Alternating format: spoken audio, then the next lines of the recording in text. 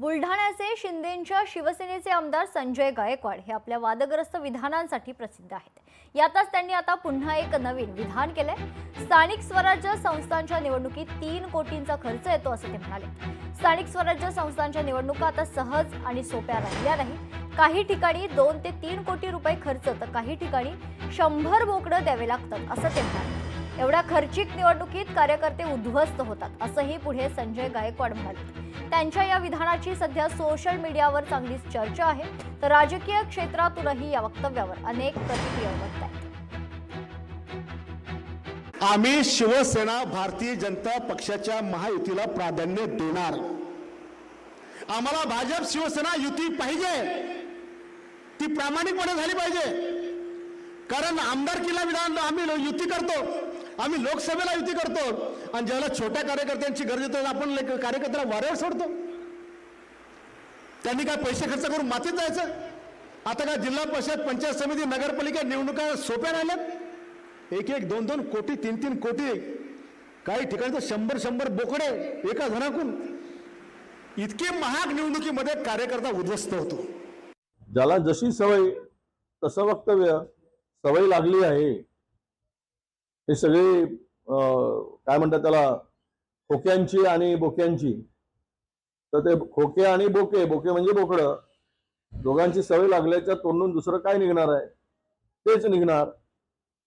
आणि त्यामुळं त्यांच्या पोटात जे होतं ते ओटात आलं।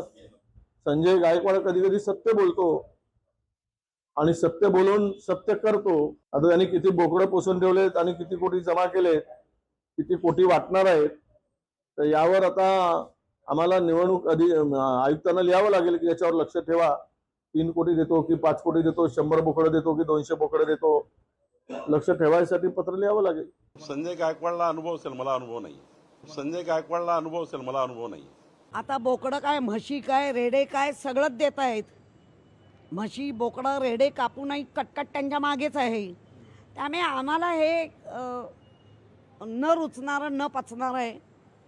आम्हाला बाळासाहेबांचे आशीर्वाद, आम्हाला नेतृत्व जे संयमी आहे, जे उद्धव बाळासाहेब ठाकरे, जो धडाडीचा युवा नेता आहे, जो आदित्य ठाकरे, आम्ही त्यांच्या नेतृत्वाखाली लढतोय। यांना आयुष्यभर बोकड कापूनच यांनी सगळ्या गोष्टी केलेल्या आहेत। आम्ही राजसाहेबांचे विचार घेऊन पुढे जाऊ। आमच्याबरोबर प्रबोधनकार ठाकरेंचे विचार आहेत, बाळासाहेबांचे विचार आहेत, ते घेऊन आम्ही पुढे जाऊ।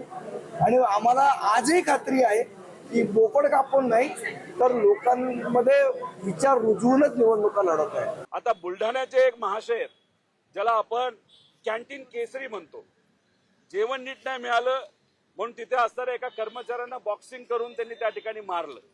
आता ते काय म्हणतात महाशय? ते म्हणतात आता स्थानिक स्वराज्य संस्थेचं इलेक्शन आलेलं आहे, 3 कोटी रुपये खर्च करावा लागणार आहे पर जिल्हा परिषद। म्हणजे त्यांच्याकडे 10 जिल्हा परिषद असतील तर त्यांना 30 कोटी रुपये हे तिथं असणाऱ्या जिल्हा परिषदसाठी, तिथं असणाऱ्या त्यांच्या जो उमेदवार आहे त्याला तिथं, म्हणजे 25 लाख इलेक्शन कमिशननी सांगितलं ही जास्तीत जास्त खर्चाची मर्यादा। आणि हे महाशय म्हणतात आम्ही 3-3 कोटी रुपये तिथं खर्च करणार आहोत। आणि त्याच्याच बरोबर ते असंही बोलतात बोकडं सुद्धा कापावं लागतील। म्हणजे हा अहंकार का, हा पैशाचा माज आहे। हा पैसा आला कुठून? भ्रष्टाचाराच्यातून आला। लोकशाही मराठी ऐका, पहा, जागरूक रहा।